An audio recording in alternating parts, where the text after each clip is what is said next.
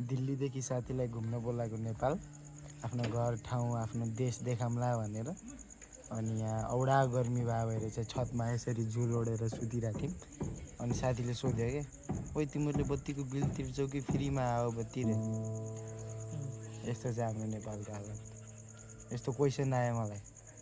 त्यो भए भएर हामीले बिल तिरे हो कि फ्रीमा बत्ती आयो? यसरी राति हेर्नु यहाँ झुल लगाएर छतमा यहाँ औडा गर्नु, निन्द्रा लाग्दैन। बिहान 4 बजे क्लास जानु छ, डान्स क्लास। अहिले बज्यो 12:30। 10 बजेदेखि आँखा चिम्म गरे छतमा यसरी सुतौँला भनेर निन्द्रै लाग्दैन गर्मीले। तल पङ्खा छ, सब चिज छ, बत्ती छैन। त्यही भएर के लाग्छ तँलाई, फ्रीमा होला कि बत्ती पैसा तिरे होला हामी नेपालीहरूले?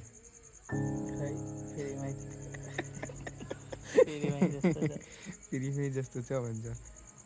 त्यही भएर यो बत्तीवाला दाइ दिदी को हुनुहुन्छ उहाँसम्म पुऱ्याइदिनु पऱ्यो भिडियो। धेरै गाह्रो भयो सुत्ने।